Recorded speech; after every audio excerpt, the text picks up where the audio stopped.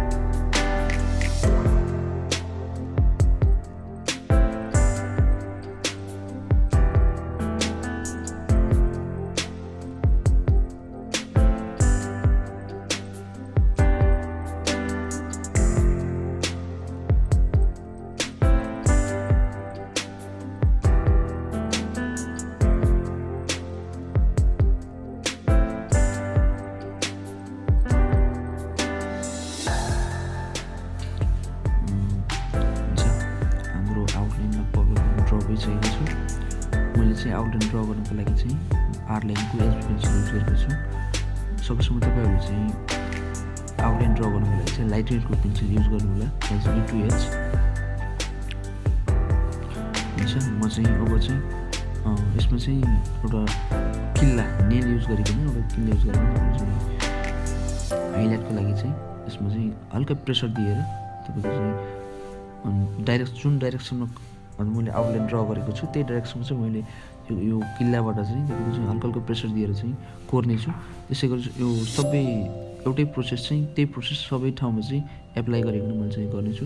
मैले छेउछेउमा चाहिँ हल्का हल्का प्रेसर दिएर थोरै पातलो लाइन कोर्छु भनेपछि बिचमा चाहिँ मैले अलिक बाक्लो लाइन चाहिँ एकदमै तपाईँको चाहिँ रफली तपाईँको चाहिँ एकदमै पर्फेक्टली चाहिँ कोर्नुपर्छ भन्ने छैन। किनकि तपाईँ बिगिनर छ, तपाईँ चाहिँ यसको चाहिँ प्र्याक्टिस भन्ने तपाईँको चाहिँ आफैको निखार आउँछ।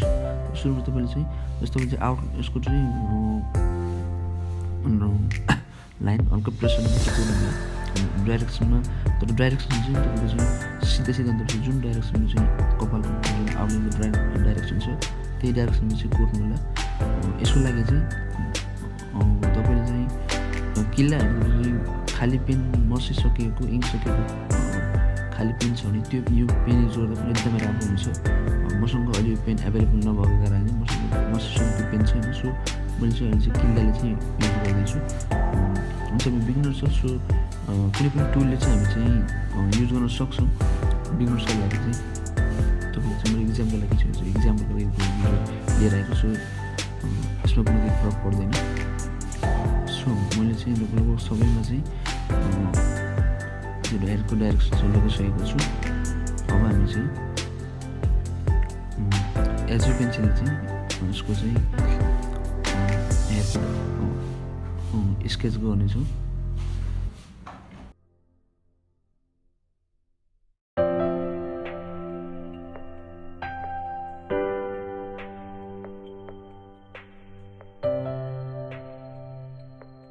हुन्छ, हामी चाहिँ अब हेयर ड्र गर्नेछौँ। यसको लागि चाहिँ मैले आउटलाइनको एचबी पेन्सिल युज गरेको छु। सुरुमा चाहिँ हामी फर्स्ट लेयर चाहिँ एचबी पेन्सिल नै युज गर्नेछौँ। र म चाहिँ यसको छेउछेउतिर चाहिँ अलि प्रेसर दिएर चाहिँ अलि डार्क साइड अलि डार्क बनाइकन बनाउने छु र बिचमा चाहिँ त्यति प्रेसर दिएर हल्का हल्का चाहिँ मैले यसको स्ट्रोक कोर्नेछु। हामी चाहिँ जुन जस्तो हाम्रो चाहिँ आउटलाइन छ त्यस्तै स्ट्रोक चाहिँ त्यस्तै लाइन चाहिँ हामी कोर्नुपर्ने हुन्छ। यदि हाम्रो आउटलाइन चाहिँ सिधा छ भने हामी चाहिँ पेन्सिलले चाहिँ हामी सिधा कोर्दा केही फरक पर्दैन। हामी चाहिँ अलिकति घुमेको छ भने चाहिँ आउटलाइन चाहिँ हाम्रो पेन्सिलको स्ट्रोक चाहिँ त्यस्तै हुनुपर्छ। किनकि त्यो भएन हाम्रो चाहिँ कपाल एकदमै राम्रो देखिन्छ। त्यही भएर चाहिँ स्ट्रोक चाहिँ जुन डाइरेक्सनमा हाम्रो आउटलाइन छ त्यही डाइरेक्सनमा चाहिँ हाम्रो स्ट्रोक हुनुपर्ने हुन्छ। सो त्यही अनुसार हाम्रो चाहिँ स्ट्रोक गर्नेछ र म छेउछेउमा चाहिँ हाम्रो साइड साइडमा अलि बडी प्रेसर दिएर अलि डार्क साइड चाहिँ त्यसमा बनाउनेछु अनि बिचमा चाहिँ म त्यति प्रेसर एप्लाई नगरिकन लाइट सेडिङ चाहिँ बिचमा म गर्नेछु।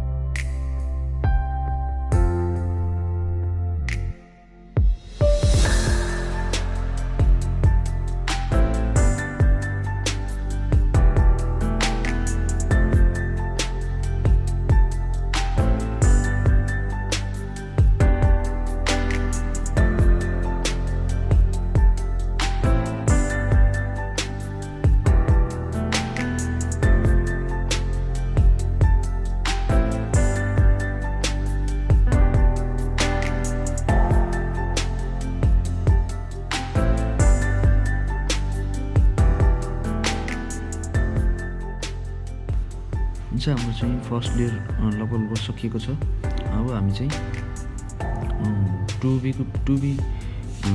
पेन्सिल युज गरेर त्यसमा चाहिँ सेकेन्ड लेयर हामी चाहिँ एड गर्नेछौँ।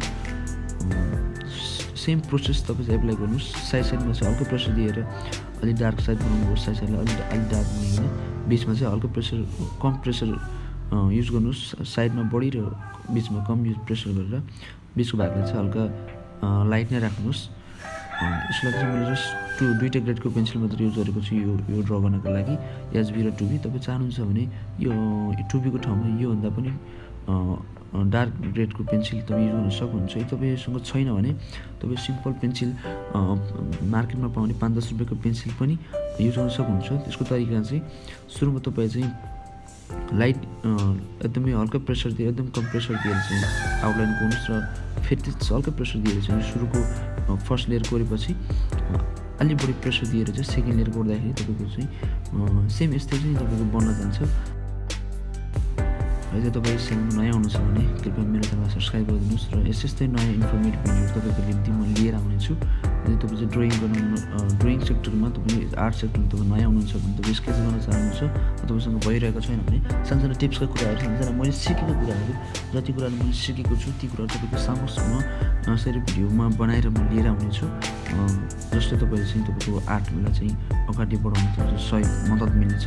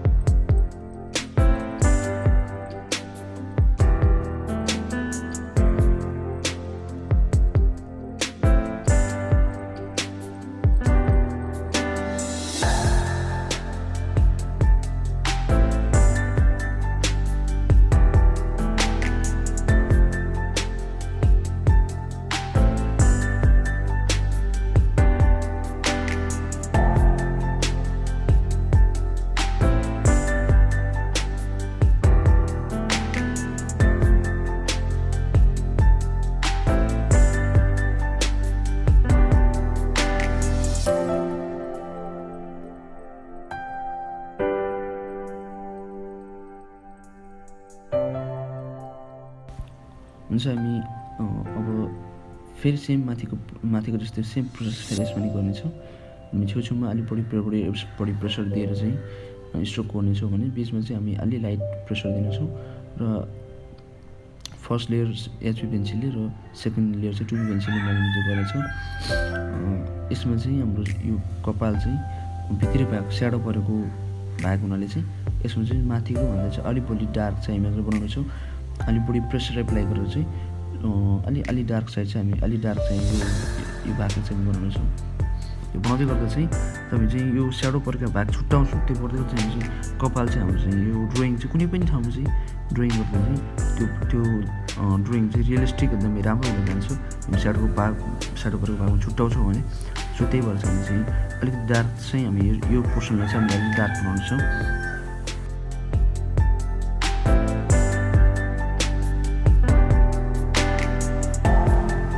मैले एउटा कुरा भन्न छुट्याएको छु।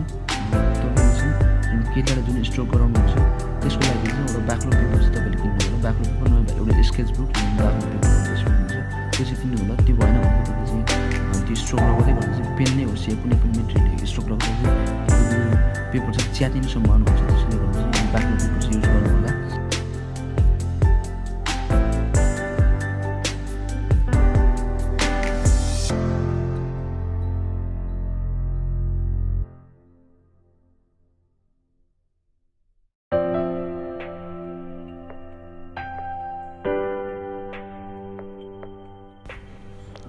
हुन्छ। यदि तपाईँ मेरो च्यानलमा जोडिनु भएको छैन भने कृपया मेरो च्यानललाई सब्सक्राइब गरिदिनुहोस्। यदि भिडियो मन पऱ्यो भने तपाईँले भिडियोलाई लाइक गरिदिनुहोस्। हुन्छ, हाम्रो चाहिँ यो हेयर ड्रइङ चाहिँ पुरा भएको छ। यस्तै टेक्निक युज गरेर तपाईँ चाहिँ फरक तरिकाले चाहिँ हेयर ड्र गर्न सक्नुहुन्छ। तपाईँ चाहिँ डेली प्र्याक्टिस गर्नु तपाईँ चाहिँ पक्कै पनि यसमा राम्रो निखार आउनेछ। हुन्छ, आजको भिडियोको लागि म यति नै। आउने कुरा नयाँ कुराहरू अरू कुराहरू म तपाईँको लागि चाहिँ नयाँ अर्को भिडियोमा लिएर आउँछु। तबसम्म चाहिँ मेरो च्यानलमा जोडेर बस्नु होला। हुन्छ, सबैजना धन्यवाद।